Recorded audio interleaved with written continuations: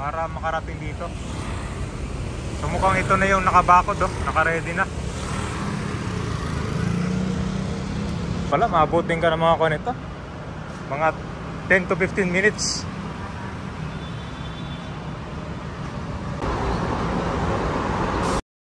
Magkakaroon na dito ng bagong footbridge. Simula dyan sa EDSA Busway Ortigas Station, magkoconnect ito sa SM Mega Mall. Kaya expect kayo ng heavy traffic dito sa paparating na project.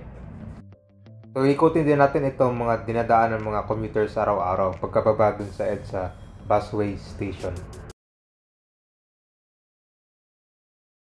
Okay, so nandito na tayo malapit sa SM Mega Mall.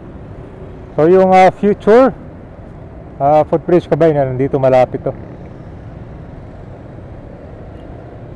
Ano sa atin nyo kabay, pag nagsimula na yung construction dito, kano katindi kaya yung traffic?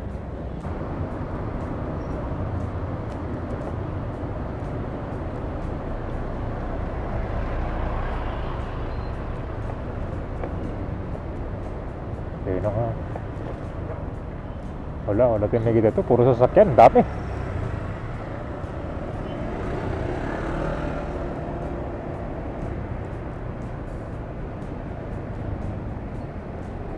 Mukhang ito na ngayon, mayroong bakod.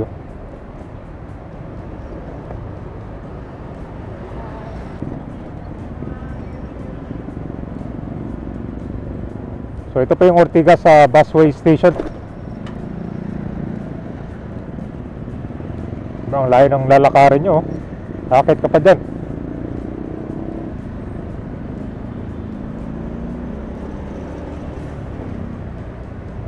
Ba nakalagay pa ito, bawal tumawid, no jaywalking.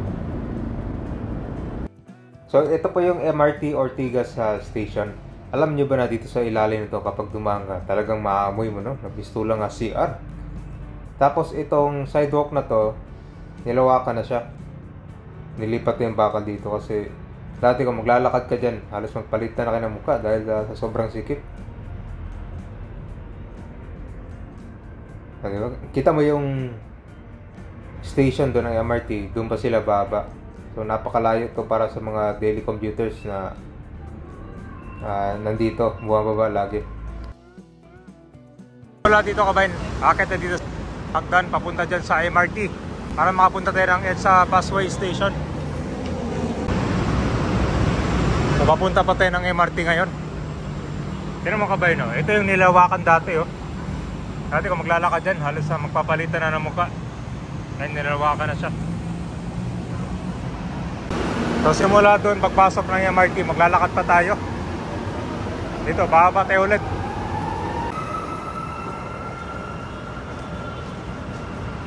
So, sobrang layo pala, maabutin ka ng mga nito.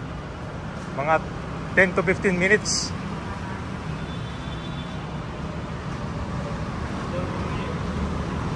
Pero itong ginagawa kasi natin, kwanto, galing Mega Mall, pasakay ng EDSA Busway. Saka napakatarik pa dito. Wala siyang escalator or elevator. Pero meron ditong man-lift operation. Ay hirap to kung araw-araw nagko-commute dito. Malayo yung iikutan. Dito na tayo sa entrance itong SM Mega Mall. So isipin mo kabayan, kapag meron ng footbridge dito, laking ginawa. Sobrang layo kasi ng lalakarin nyo. Yan kita mo yung MRT na yan. Diyan pa baba para makarating dito. Nandito na tayo sa EDSA. Ito po ay southbound. So may kita nyo kabayan, ito po yung MRT Line 3. Ito naman yung EDSA bus carousel. So dito kabayan, may kita mo yung traffic ngayon, no? Lampas na ito ng rush hour, light to moderate traffic. So yung future na magkakaroon dito ng footbridge ay dito sa area. Kita mo naman dito, meron ng nakabakod. So kung dati, pagbaba nyo sa Ortigas bus station, paglalakad pa kayo papunta dyan sa MRT station, para makatawid. Medyo malayo, di ba? So itong bagong footbridge kabayan, simula dito sa Ortigas Bus Station, rekta na ito sa SM Mega Mall. Kaya mas mabilis na yung magpunta nyo, lalo na sa mga araw-araw na commute. Malaking tulong ito. So expect ng heavy traffic kapag nagsimula na yung construction, kasi hanggang June 2025 daw ito estimate nila na matapos. So yung mga araw-araw bumibiyahe dito, pwede maghanap ng alternate route para makaiwas ng traffic,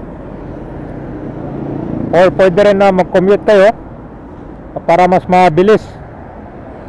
Marami namang modes of transport dito. Merong bus, merong MRT Line 3, saka meron din mga ride-hailing app. So nandito na tayo malapit sa SM Mega Mall. Yung construction pala nitong footbridge ay between Doña Julia Vargas Avenue and Pang Drive dito sa Mandaluyong City. So ito yung area na apektado kapag nag-start na. Ano sa tingin nyo kabayan? Kasi ilang buwan din to para dito sa gagawing footbridge project. So kung talagang narinig na yung mga concern na netizen na nagsasabi na hirap or medyo nahirapan sa pagbaba lagi, no, kasi napakalayo ka ba, ilang minutes yung time i-consume nun. So itong nakikita nyo ngayon, hindi pa ito rush hour, pero kita mo naman yung traffic, napaka-busy dito sa Ortigas. Okay, so nandito na tayo malapit sa SM Mega Mall. So yung future footbridge kabayan na nandito malapit to. Ano sa atin nyo kabayan, pag nagsimula na yung construction dito, kano katindi kaya yung traffic? Ayun mo lang, ramdam mo na yung traffic dito eh. Bukod dito sa footbridge, meron ding EDSA Rehabilitation Project. So ito buong EDSA na yan. Ngayon antik magsisimula ito yung southbound muna. So ito yung pagpapagawa nila ng high grade asphalt na part ng rehabilitation. Kung araw-araw ka dito dumadaan sa EDSA, talagang makikita mo na napakarami ng mga lubak-lubak. So makapag-improve ito ng travel time, lalo na pag maayos ng kalsada dito. So ano rin yung masasabi nyo dito sa EDSA Rehabilitation Project? So ito pala ay expect nilang matapos ito bago magsimula yung Asian Summit nitong 2026.